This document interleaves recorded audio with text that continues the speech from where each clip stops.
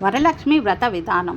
శ్రావణ మాసంలో వచ్చే శుక్రవారాల్లో వరలక్ష్మి వ్రతాన్ని అత్యంత భక్తి శ్రద్ధలతో ఆచరిస్తారు. ముందుగా ఇంటిని శుభ్రం చేసి స్నానం చేసి పూజకు సిద్ధం అవ్వాలి. ఇల్లు శుభ్రం చేసుకొని పసుపుతో చిన్న గణపతిని చేసి మొదట పూజించాలి. పసుపు గణపతిని పూజించి కలశాన్ని పసుపు కుంకుమతో అలంకరించి నీరు, అక్షింతలు, నాణెం, మామిడి ఆకులు పెట్టి కొబ్బరికాయ ఉంచాలి. అమ్మవారి కలశానికి లేదా ప్రతిమను అలంకరించి వరలక్ష్మి అమ్మవారికి చీర, ఆభరణాలు, పూలతో అందంగా అలంకరించాలి. ముందుగా గణపతికి పూజ చేసి కలశ స్థాపన. చెంబులో నీరు, పసుపు, కుంకుమ వచ్చి మామిడి ఆకులు, కొబ్బరికాయ పెట్టి అమ్మవారిని ఆవాహన చేయాలి.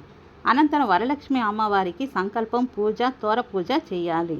షోడశోపచారాలతో నైవేద్యం సమర్పించి నానబెట్టిన శనగలు వంటివి అమ్మవారికి సమర్పించాలి.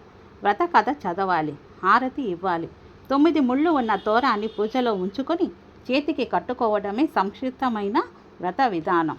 భక్తి శ్రద్ధలతో వరలక్ష్మి వ్రతం చేస్తే అమ్మవారి అనుగ్రహం లభించి సర్వ సౌభాగ్యాలు పొందుతారు. ముత్తైదువులకు పసుపు, కుంకుమ, తాంబూలం పంచి గాజులు, దక్షిణతో వాయినం ఇచ్చి ఆశీర్వాదం తీసుకోవాలి.